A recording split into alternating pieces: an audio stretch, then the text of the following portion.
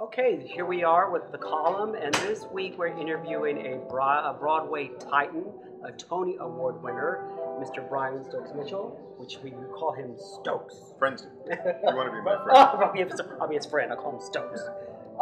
First, welcome to Dallas. Thank you. Again, I know you were at the Winsmer where you did a concert. Yes, just a few months ago. And if I'm correct, just a few weeks ago, you were playing Lea Michelle's dad on the roof. Yes, that's with correct. Jeff Goldblum. Valentine's Day. That's what it was. How was that doing a part that's very departure from what you've done before? You know, it was a lot of fun. Being on that set is like summer camp because when people aren't doing takes, somebody grabs an empty piano and they're singing and they're writing songs and working on music, and there's just a great vibe there on the show. I had a really good time. Had you met before, Jeff? We did a pilot before together that never got picked up, and kind of just met him in the theater when we did theater as well. And I think he's in New York right now, as a matter of fact. He's getting ready to do a show, a limited run show. Oh, and you were the last performance of Broadway was the musical Women on the Verge. Correct. Yes. Yes. Congratulations on that. Thank you. I thought the show was superb. Oh, thank it you. really was very interesting. Thank you. Very interesting. Taking a Pedro Almodovar film and transpose it into a musical. Are you an Almodovar fan? Oh, big on Yeah, see now, people that especially loved it and understood the Almodovar really liked the film because it really paid homage to his films as well. It really did. But it was a very complicated show to do. I also saw you in Kisses Fight a Woman. Oh, way back. You're going way back.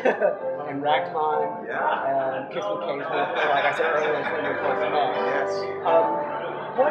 What do you do to keep your voice in check? Because you have such a large range, and your vibrato and your ability to belt is amazing.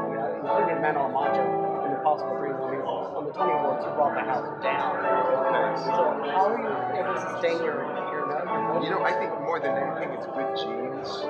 I just got lucky. My father doesn't sing, but he has a beautiful speaking voice, so I think I got his voice. And then it's just a lot of hard work, a lot of practicing and singing scales. And I've gotten to the point where I can really feel what's going on in my voice. I mean, to the point where I can feel which vocal cord is swollen or is having a problem, and I know what to do if it's dry or if it's if it's tired. I have all sorts of different elixirs and magic potions I put together to solve the problem. Is that how you maintain it to do? I mean, 8 shows a week. It is. That's really hard. It's actually why I've gone into the concert world. I have an 8-year-old now since he was born. I mostly went into concerts. Women on the Verge was the first show that I had done, Broadway show that I had done since Man of La Mancha, but I've been all over the country doing concerts. I did somewhere probably between 40 and 60 concerts a year. But it's much more fun and much easier because I'm doing those generally on the weekends, and sometimes a little bit more than that. But it gives me an opportunity to rest my voice. But during a show, it's hard. You just have to be quiet. My wife says, "You're going on your monk mode now, I see," which means I'm not talking anymore. I don't answer the phone. I don't go out with friends. I don't have any fun. Kind of hibernate. Exactly. To cover the voice. Exactly. What was it like to win the Tony Award? That was pretty cool. I think there were some kids here watching us in the, as we were rehearsing here in this auditorium. And from that age, I remember, I think there's not a theater student in the world that hasn't practiced a speech, their Tony acceptance speech, or their Oscar, or their Grammy, or whatever it is that they wanted to win, in front of the mirror countless times. And here I got to live that moment. It's a really nice thing. It's funny though, because after that you realize, I still have to do the same stuff I did before. What's nice, it's kind of a title that goes with your name. It's now Tony Award winner Brian Stokes Mitchell, and that means something to people. But to all of us in the theater and the people that are in the trenches just doing the work like we're used to doing, it's a beautiful, wonderful recognition to have.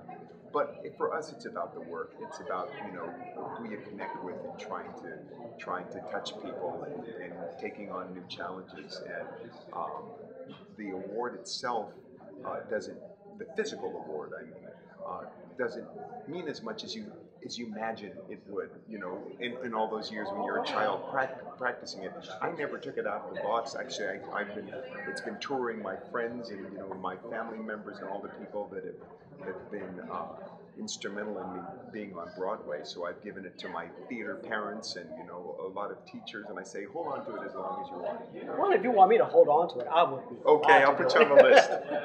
What went through your mind as you walked up on the stage to receive it? Do you remember? Don't trip. That was the first thing. You know, I actually, you talked about your wife. I actually met your wife. She was one of the dancers in Cheetah Rivera's Dancer Song. Yes, that's and great. your wife is beautiful. Thank you. Beautiful lady. I'll tell her you said so. She was very sweet. I was waiting for Cheetah, and she was coming downstairs, and I was like, oh, I said, I met you.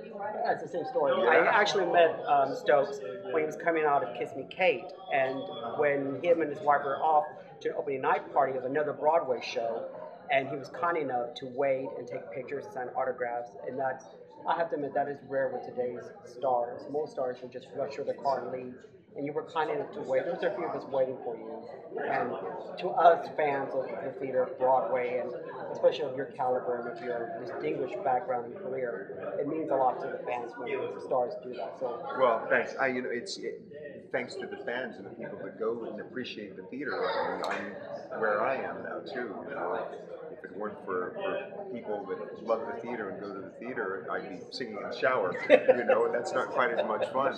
But so I do try to take some time when I can. You know, you can't all the time, but there's always somebody that it's their first Broadway show. It's their first experience, especially if it's a kid. If I'm in a rush, what I'll try to do at least to sign autographs for the kids that are there.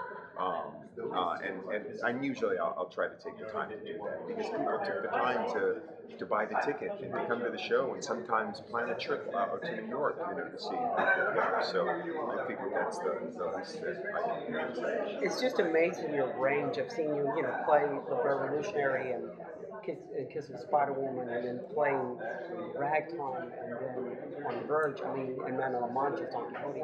Your range to go into all those different characters. What is your mindset on that? You know what? I've always loved exploring different people and exploring different lifestyles and exploring different personalities. When I was a kid, I remember I wanted to, from the time I was maybe 6 or 7 years old, I always thought it would be interesting to, if I could like blow myself into somebody else's body and feel what it felt like to be that person. I thought, wow, do they see colors the same way that I do? Does it feel the same way to walk that I feel, you know? And are they thinking the same way that I think? And it's funny because by becoming an actor, I kind of did that, you know? I become, in a sense, these different people. And I've always been fascinated by just different lifestyles and everything. And then I have this kind of chameleon look that goes in so many different ways. I agree. And I've always kind of thought of myself, people think of me as a leading man, but I kind of think of myself more as a character actor, actually. And, you know, because I love approaching songs and these different people as characters and not just as a leading man. Here's Brian Stokes Mitchell being Brian Stokes Mitchell as so-and-so. I kind of like to make each one different. Will you be returning back on Glee? That's what I hear. Yes, I was signed for more than the one that I'm doing, or the two that I've done so far. And you know, we'll see. I haven't sung a big song with Lea yet, and I want to do that. So that'll be a great moment. Yeah. Well, on behalf of all your fans here in the Dallas-Fort Worth Metroplex and the theater community, we thank you so much for taking time, and come see Brian Stokes Mitchell, Lea Salogna, Terrence Mann, and an array of Broadway stars. And do you hear people sing at the America Airlines Center this Friday night? Get your tickets; they're going out fast. Thanks, Stokes. It's been a lot of fun. Thanks for having me. Thank you.